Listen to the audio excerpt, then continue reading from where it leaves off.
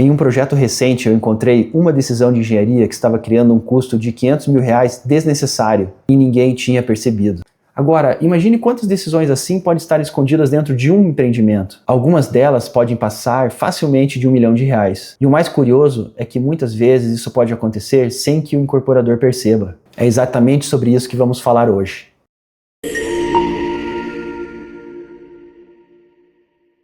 Meu nome é Rodrigo Scorsin, eu sou engenheiro civil e trabalho analisando projetos de empreendimentos imobiliários sob uma ótica estratégica. Ao longo da minha carreira trabalhando com projetos e empreendimentos, eu comecei a perceber um padrão interessante. Muitas decisões de engenharia que impactam risco, custo, valor do produto acabam sendo tomadas sem uma análise estratégica profunda. E isso acontece muito mais vezes do que deveria. Nesse canal, eu vou ensinar como identificar esse tipo de situação dentro de projetos reais. Porque, no final de contas, cada decisão de engenharia é também uma decisão de negócio. Praticamente todos os empreendimentos carregam custos invisíveis e riscos desnecessários dentro dos seus projetos de engenharia. Não porque os profissionais sejam ruins, mas porque as decisões técnicas acabam sendo tomadas no automático, sem uma análise mais profunda de como elas se relacionam com o produto imobiliário. E esse canal nasce para falar justamente sobre isso. A ideia aqui não é discutir apenas análises técnicas isoladas, mas uma mentalidade estratégica aplicada à engenharia dos empreendimentos imobiliários. É uma forma diferente de olhar os projetos. Uma forma que pode evitar riscos, melhorar o produto e muitas vezes recuperar dinheiro que está sendo perdido sem que ninguém perceba. Para explicar melhor essa mentalidade, eu gosto de organizá-la em 3 pilares. O primeiro pilar é o briefing estratégico. Responda uma pergunta com sinceridade.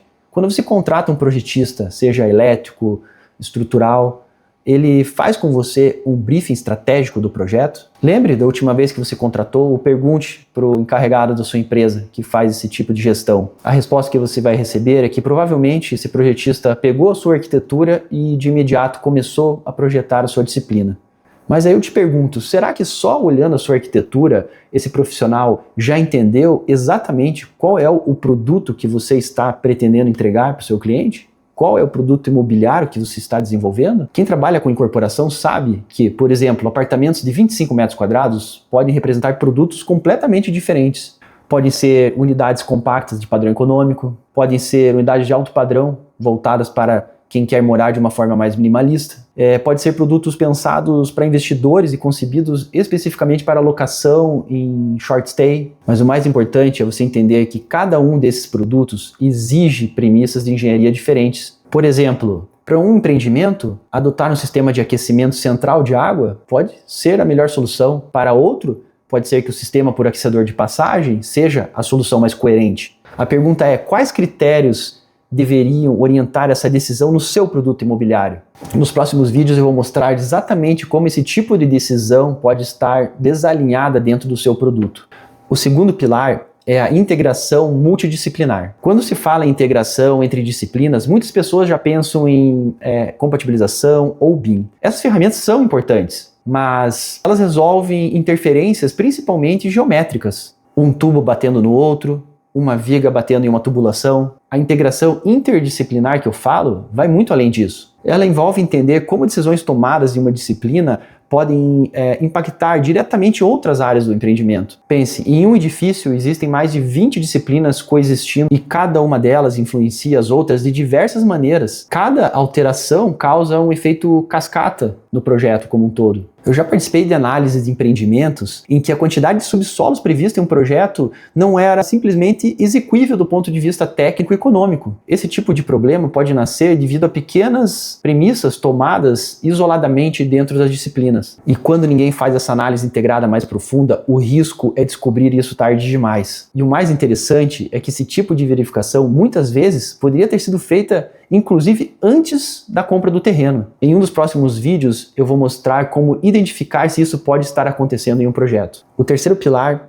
é a engenharia de valor, uma metodologia que nasceu na indústria no pós-guerra e que visa um objetivo bem claro: eliminar tudo aquilo que não agrega valor real ao produto. O valor, nesse contexto, é a relação entre a função e o custo. Se você aumenta a função ou reduz o custo ou faz os dois ao mesmo tempo, você está agregando valor. Existe uma frase famosa do Peter Drucker que se tornou como um lema para mim: não existe nada tão inútil quanto fazer eficientemente algo que não deveria ser feito. Essa frase sempre me leva a fazer algumas perguntas quando estou analisando algum projeto. Eu vejo alguma coisa no projeto, a primeira coisa que eu penso e pergunto é: isso precisa existir? Segundo, se precisa existir, essa é a única forma de fazer? E se existem várias formas de fazer, a solução escolhida é realmente a que apresenta a melhor relação de valor? Em 2 projetos recentes eu encontrei previsão para chuveiros elétricos em empreendimentos que já possuíam aquecimento a gás. Essa redundância ela não é uma exigência de norma e também não traz ganho funcional nenhum para o empreendimento. Ela não agrega valor e ela não aumenta o VGV. Não tem como o incorporador cobrar a mais por isso. Mas ao analisar as planilhas de carga e os cálculos de demanda desses edifícios, eu percebi que essa decisão estava exigindo um transformador adicional para ambos. Mais de R$300 mil em um dos casos, mais de R$500 mil no outro.